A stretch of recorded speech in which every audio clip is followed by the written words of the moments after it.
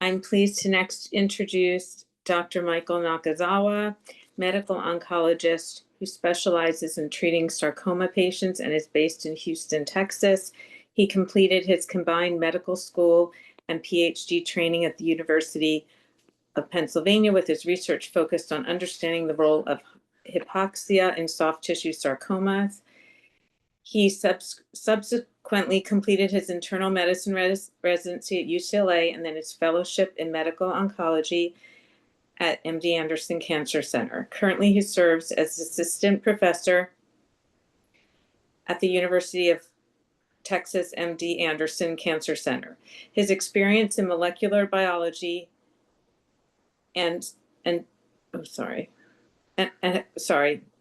that he has experience in molecular biology and has published several research articles focusing on developing therapies in specific sarcoma subtypes.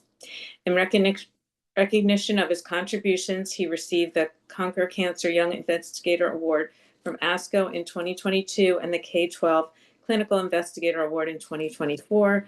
We're thrilled to have you here, Dr. Nakazawa, to speak on the topic of advocating best for yourself and or loved ones when it comes to clinical trials.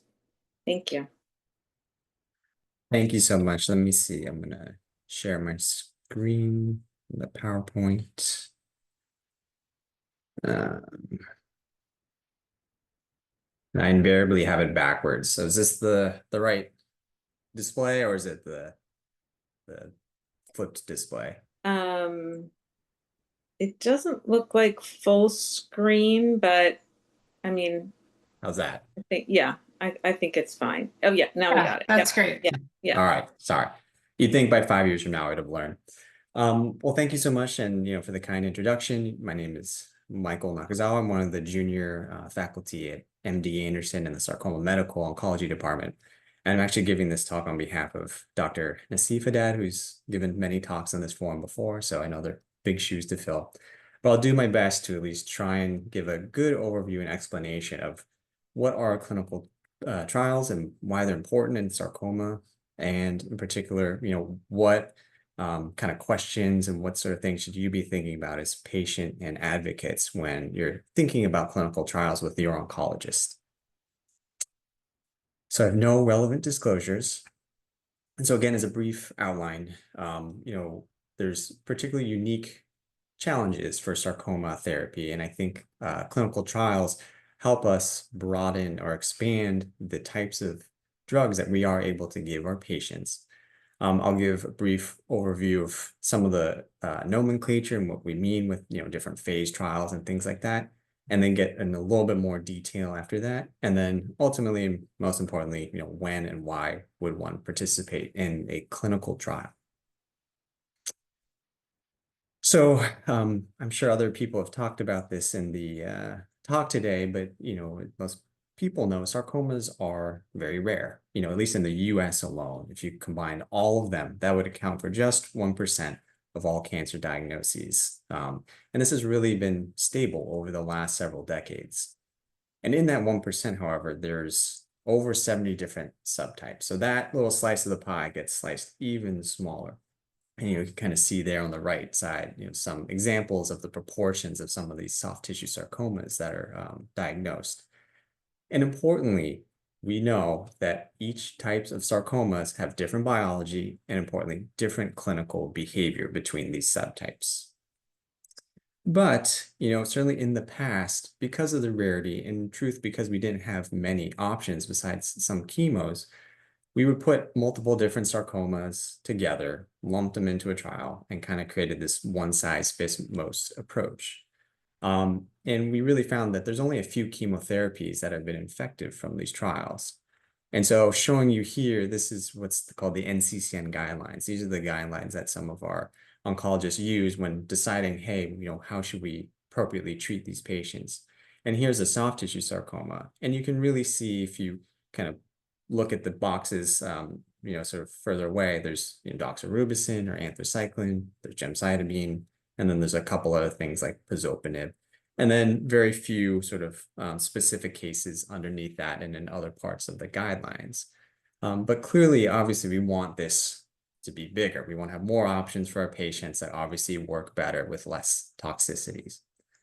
And so sometimes you'll hear terms like precision oncology, and this is sort of how the theory would go, which would be that all the patients, by doing the exam, looking at the pathology and the imaging, we'd find, the right drug for that person or even that group of people, and that would be the best therapy. And so ultimately, it's this idea of, your patient is very specifically has their specific tumor, and then there's a perfect match for a drug. But the reality is, it's not quite like that. Of course, we just heard from the pathologists, we're very good at classifying these sarcomas. But then when it comes to, well, what are the right treatments we should use, that becomes a little bit more challenging. And so most patients, again, kind of get those broad chemotherapies, or some other patients get immunotherapy and targeted therapies, depending on what type of sarcoma they have. But to get back to that slide I was just showing before, really the one way we do that is through clinical trials. It's through understanding and testing with patients, does this drug improve outcomes or beat the current standard of care treatments that we have? So in terms of just an overall view of what clinical trials are, and this is a busy slide, so I'm just going to go through it a little bit quickly and then review it. So there's preclinical trials, which we won't talk about really. This is stuff that's developing the ideas of the drug. And then we go to phase 1, phase 2, phase 3, and if things work, an FDA approval. And we won't talk about phase 4, which is just long-term monitoring. And so really, if you're trying to think about what the overall goal is for these different phases of clinical trials, going from the very beginning to the phase 4, again, the proof of concept, that's stuff that's like in the lab. Hey, this drug may make sense if based on what we're seeing in the laboratory. The phase 1 trials, really the whole purpose of them is to make sure that this new drug is safe. That is the main purpose, not efficacy, not activity. It's really just, hey, is this drug safe in patients? The phase 2 trials, that's when, hey, maybe we see and we design the trial to show, hey, we can maybe see some activity. Hey, it is maybe shrinking the tumors. Phase 3, and that's the one that most people hear about, that's really when you're saying, does this drug, the new one, beat the standard of care? And that's really what the FDA really likes to see. And then, of course, phase 4 is just monitoring. And again, kind of touching off of that, particularly the phase 1, going through that into phase 3, really the concept and the idea is you're trying to find the dose that's safe for patients. Phase 2, again, we're seeing, does it work or not? And then phase 3 is that improving the survival of our patients. The sizes of these trials, again, going from phase 1 onward, is that they generally get bigger and bigger. Now, of course, in sarcoma, it's not necessarily going to be as big as these numbers, and I'll show you some examples later on, but that's the general progression. And then finally, again, going with phase 1, sometimes, patients aren't just one type of cancer, but there'll be a bunch of different types of cancers thrown in there. Phase 2 and beyond, we start to narrow our focus and we say, look, this is what we want to try it on and this type of sarcoma, and then see if it improves their survival and their outcomes, okay? So I'm going to go a little bit more into each one of those sections because I know that was a lot. So again, what do these trial numbers mean? And this is just sort of an example, taking you a drug that maybe some of you know, trabectedin or Yondelis, and sort of quickly its history and how it got to be accepted as a treatment. And so in the very beginning, and this is Dr. Nassif's slide, she's very good animations. There was multiple phase 1 trials. Again, those are those early trials trying to show safety, where they tried this drug on multiple different types of tumors. And we're finding, hey, look, this drug is safe, and there may be a hint that this works. And so again, that's in multiple different types of tumors. Then multiple phase 2 trials. Again, that's the one we're trying to show, hey, is there activity? Is there a signal that this may work? And so these are in soft tissue sarcomas only. So we're narrowing it down to just certain types of cancers. And again, you see in these, most of these trials that are the phase 2 are done in later lines of treatment, again, because if we already have the standard of care, we're just trying to see, hey, if there's we don't have any more options for this patient and we have this drug that may have some activity, let's try it then. And so that's where we're boxing advanced and refractory and pretreated. But ultimately, it did show activity. So then finally, the phase 3 trial, and this, at least in this particular case, they really narrowed it to these 2 types of sarcoma subtypes, and they compared it to the standard of care, or a standard of care, I should say, dacarbazine, and then found, hey, it did improve progression-free survival.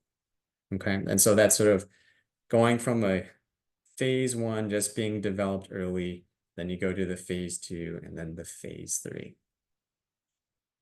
Now, again, early phase trials, so you'll hear, and I'm just going to have to draw the line in the sand somewhere.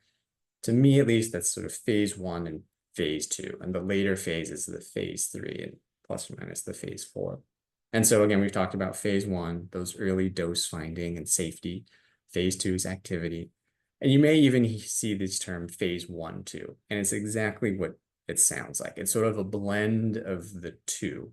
And one reason people have started to do this is it makes it much quicker and easier for these drugs to be advanced through that clinical trial pipeline. It's almost like a seamless transition from phase 1 into phase 2. And again, in these phase 1, 2 trials, you start with the dose and you try and go up. Potentially may not be active at first, but they find the dose. And once they find it, then it's sort of built in that phase 2. And of course, there's safety analysis and things like that. But that can sometimes expedite clinical trials as they progress through. So here's an example, and again, maybe some who are eagle-eyed saw on that NCCN guidelines, there was a little part about NTRK, and it's just a particular fusion that rarely occurs, but does occur in sarcomas. And so, this was at least 2 trials where I'm showing you these early phase studies where they said, well, look, we know we have a drug that works for NTRK fusion. And you can see on the left-hand side, all sorts of different types of cancers included in there. The baby blue is the sarcoma. And again, you can see when that plot is showing is how much the tumors shrank at the maximum. And you can see a good amount of them did.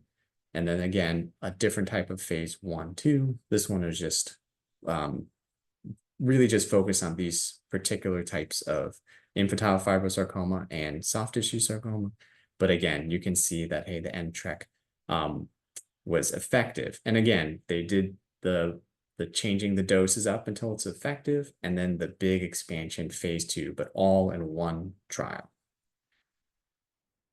And so, I think there's also a potential stigma around these early phase trials. And it is true that this is more experimental stage of things, right? These are drugs that are being developed. We're still sometimes finding the right dose. So I do encounter a lot of patients who understandably are apprehensive when they hear, oh, what phase is it? But this is at least, taking a bird's eye view of these early phase 1 trials and even some phase 2.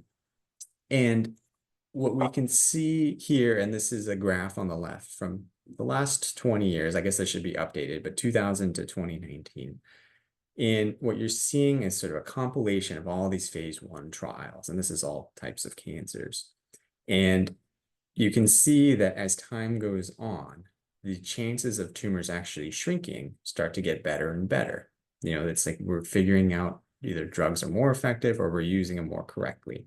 And so you can see that the chance of the tumor shrinking starting to go up and up as we get more and more modern times. And importantly, you can see on that top, that is toxicity, like the chances of someone dying, at least in this case.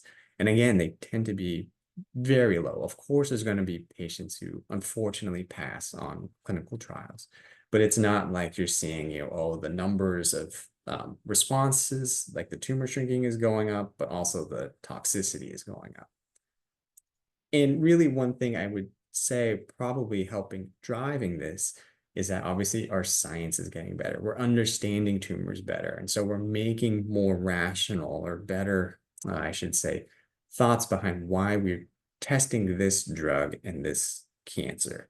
And so you'll hear terms like biomarker. You're choosing a marker that says, hey, this tumor should respond potentially to my drug. And so all in all, I mean, again, summarizing it, that these early phase trials, you do see tumors respond and you do see pretty good safety. But again, that is not the purpose of these trials. They're just to establish safety. But as we, like I said, gotten a little bit better at designing them, we are seeing a more and more of a trend of actually seeing responses in these early trials. Now going to late phase, and again, essentially for this talk, I'm going to talk about phase 3. These are the bigger trials. And at the end of the day, the real purpose is, hey, does this drug beat the standard of care? So really, you'll see goals or the endpoints or the purposes. We're not talking about safety anymore. We're really talking about things like, do patients live longer, their overall survival? You'll hear terms like progression-free survival or time before cancer grows, the quality of life. That's super important. And more, we're trying to incorporate things like that into clinical trials because I think that does have a real big impact on patients. And then, of course, response rate, the chances of the tumor shrinking. Okay. And so just as an example of a phase 3 trial, this is a trial that came out recently. Maybe some people have talked about or heard. This was the SARC-032 trial. And this was a phase 3 trial. So again, that means that there's randomization. And really what they were saying is, we know in these patients that have high risk localized, so it's not metastatic, UPS, and they've emphasized more UPS than the LIOs. What happens if normally we give radiation and we see our outcomes, but what if we added immunotherapy at that time and then immunotherapy after? And again, so in these phase 3 trials, patients have to be randomized to the control or the experimental. And so there is that component on some clinical trials in phase 3. I shouldn't say all of them, but patients usually are being randomized to some sort of standard of care, whatever that is, versus experimental. But at least you can see in this trial, with the radiation and pembrolizumab arm, that is the experimental arm in baby blue, that there was a significantly improved chance of being cancer-free over time during the time that they've monitored compared to just the radiation alone. And really, the randomization part is really important because you can imagine, especially as a oncologist, even though we try and be as bias-free as possible, there are chances that we can maybe subtly say, well, I want this experimental thing to work, so I'm going to put patients who I think are going to succeed better than those who aren't. And it could be a subconscious bias. When you do randomization, that's off the table because I don't get to choose as the oncologist which arm they go into. And so it gives you a little more assurance when you see the results that it wasn't necessarily because I was picking and choosing the patients who I thought would do better or not.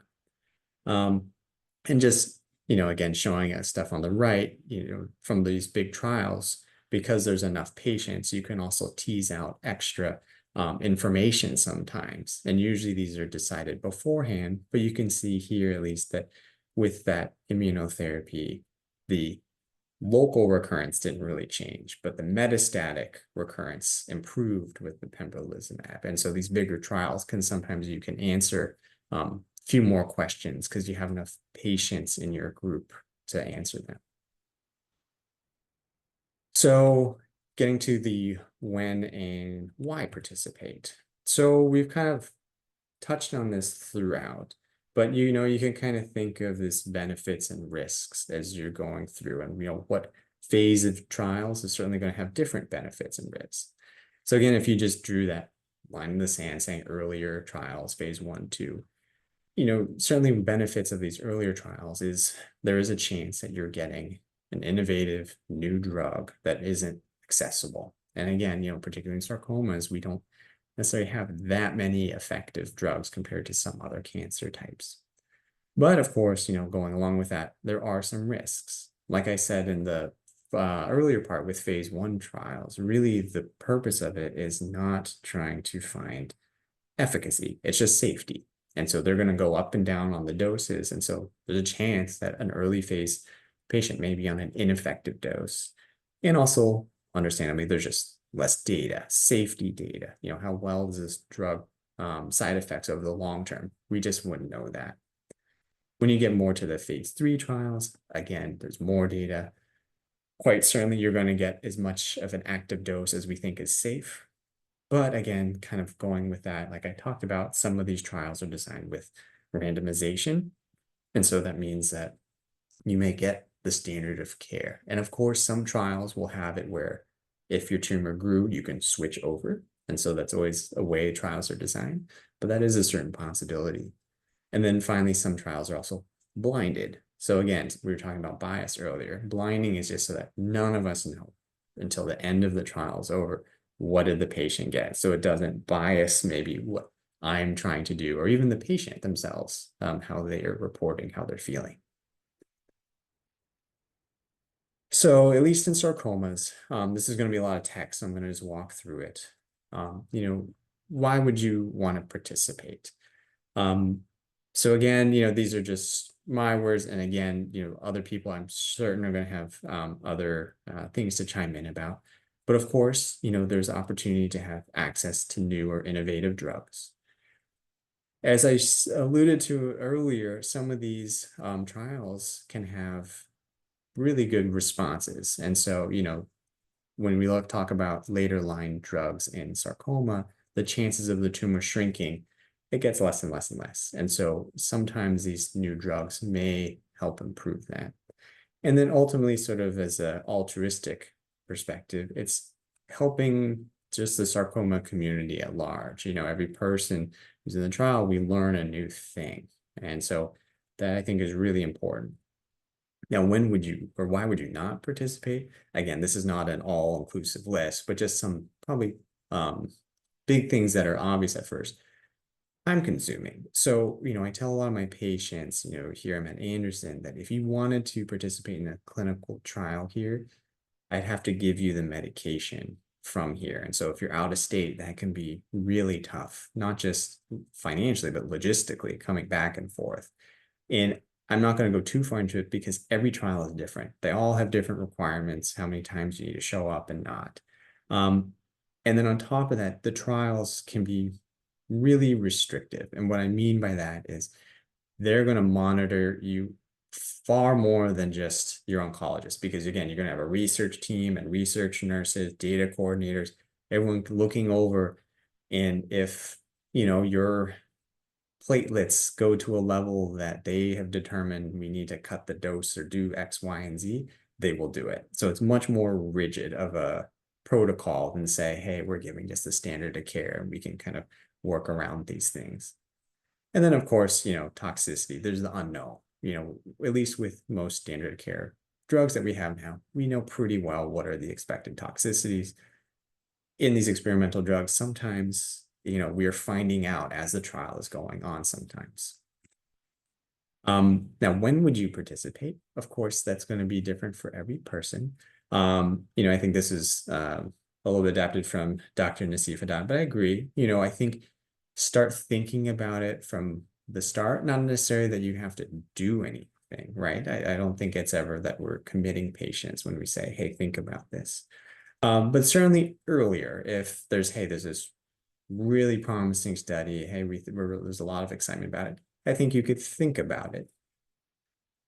And then when not to participate, well, certainly, and again, this is going to be different from person to person, but things that I would think about would be if the standard of care drug has a really high chance of working. And, again, there's an example there of 20%, which may sound low to some people, but so maybe to put it in other ways, the NTRK drugs, they have a really high chance of working. And so if you were to be put on an experimental drug instead of that, you just may have to weigh what are the odds and risks. And if this new drug doesn't work, would I have time to go back on the standard care NTRK drug and be okay?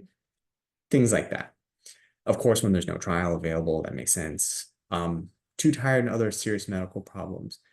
That is important because kind of getting at what the point below that is, there's all these criteria in clinical trials. They'll call them inclusion and exclusion criteria. And if you're already really sick, it's really difficult to make it to the appointments and things like that. There's potentially a high chance that even if they say, okay, good to go on the trial, you may come off of it really quickly because, again, they're so strict and they want people to follow up and they're going to be checking labs, et cetera, et cetera.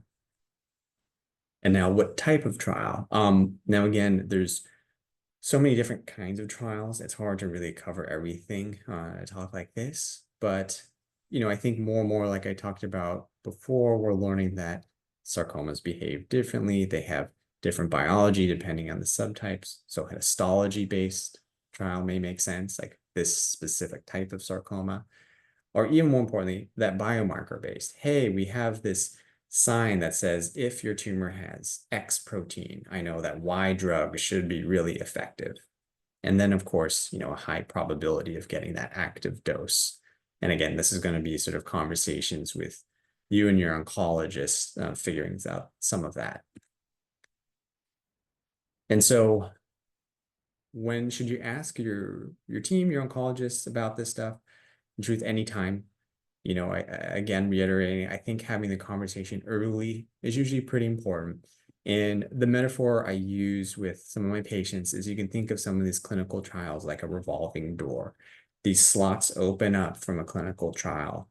The patients come in and then the door closes, and you can't put patients necessarily into that trial unless another slot opens. But sometimes it may never open again. The rotating door is closed. And you may have to wait until a brand new clinical trial opens. So some of that is going to have to be discussed between you and your oncologist about the timing. Because again, it's a rare cancer and there's not necessarily so many clinical trials out there that really deciding when you should fit in one is going to be important. Certainly asking for biomarker screening is important too. And that's sometimes you'll hear these terms next generation sequencing, but that's just to expand the possibilities of some clinical trials. And so when a clinical trial is recommended, these are just some potential questions you may want to ask or jot down. We talked about what phase it is, and that could be something that may impact your decision-making. Talk about the histology specific, biomarker based. Are there other standard of care options? How often do I have to come back and forth to the hospital? Am I going to be getting the true active dose, you think, or not? And then is this trial randomized? Am I going to get maybe the placebo or the standard of care? Can I go to the experimental if that standard of care isn't working? So in summary, clinical trials are how we develop these new and better cancer treatments for sarcoma. These earlier phase trials, just as a broad, characterization, they're usually smaller. It's about finding the right dose, determining if the drug's efficacious. And sort of the later phase trials, which are often larger and randomized, you're trying to show, okay, this is trying to prove the drug is better than what we have already. And then, these trials can certainly give you access to newer therapies or sort of the cutting edge therapies. But really, at the end of the day, the choice of what clinical trial suits you best is going to be decided between you and your oncologist. So I want to acknowledge, of course, patients and their families. This is why we do this. The Sarcoma Medical Oncology Department, which is seems to be always growing, but all of the SMO faculty there, my Surg-Onc team, collaborators and radiation oncology team, as well as my MDAC, or MD Anderson collaborators and grant support, and some of the rare tumor initiatives we have that help support some of these clinical trials. All right, thank you. Hopefully I was on time. Any Yeah, questions? And I can yeah, stop sharing. Was that good? that's great. Thank you, Dr. Nakazawa. That was great. Yeah, so we'll just do like one question. There's a bunch if you have time to answer afterwards, so we can stay on schedule. But I was going through them and it seems like there's a few that kind of overlap, and it seems Sure. like it's like people are wondering and I'll just tell them quickly. There's so many clinical trials available. How do you recommend that the patients make sure they know what's available for their diagnosis? And then there's one about asking about, they know about clinicaltrials.gov in the US, but then how do they access globally? And then also on that same vein, can the patient rely on their oncology team to know about these trials?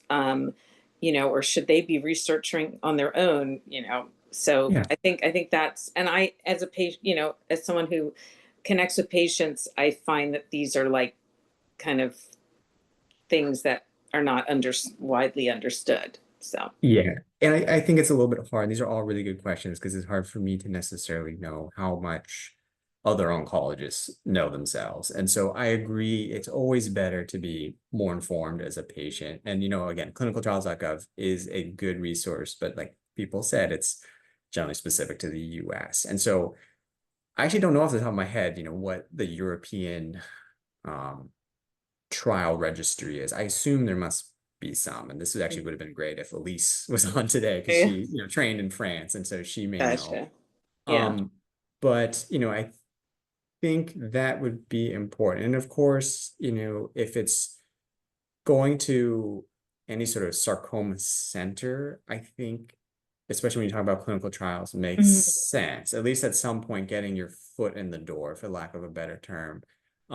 In part because, it's not just Anderson, there's many of these centers throughout at least the US. Because they're going to know more. I mean, for in the same vein, like if you came to me and were going to ask, hey, what are the lung cancer trials? I would not know. Because again, this is all I do. I just do sarcoma. Understandably, a community oncologist who has to cover so much ground, they may not know everything about a sarcoma trial. So certainly getting connected in some ways, I think makes sense. And then certainly, like I said, advocating for yourself too. Like, hey, on clinicaltrials.gov, there's this trial. Do you think it's a good idea for me? And again, hopefully the oncologist will know. And then I think there was something in the chat about, there are, of course, more and more trials coming out, and it becomes very nuanced about how to decide which one is best, because there's going to be, and again, this is sort of out of the context of this. We talked about those inclusion and exclusion criteria. Sometimes trials are really permissive and they'll let almost, any person with any amount of prior chemo and treatments get in. And some are really restrictive, like you can only be in this bucket. And so you may say, well, let's go with the more strict one if you qualify first, because, maybe if you go to the broader one, you won't qualify again back into the stricter one. And it becomes sort of this game of trying to optimally pick the person. Gotcha. Um, the other thing I guess I should have said, and I didn't, I apologize, is I should have said, and I try to iterate, like start this process early when you're thinking about clinical trials, because I think sometimes what can happen is people say, well, I'm going to go through all the standard of care. And then when I'm kind of at the last leg, I'm going to consider a clinical trial. And unfortunately, sometimes, especially with sarcoma treatments and all the chemos for a lot of them, by the time you make it to the clinical trial visit, the patient's bone marrow has been so exhausted from so much chemo that they say, well, sorry, you don't meet the inclusion criteria and things like that. And so I just want to say it's important that you get your foot in the door again and sort of talk about the stuff earlier rather than wait to the very end, because unfortunately then it may be sort of too difficult for you to qualify. Okay, thank you so much. I really appreciate it. So there's other questions, great questions in the chat and the Q&A, sorry, if you are able to answer in there. Okay. Thank you so much for your time. That was a great presentation, and thanks everyone for your questions. And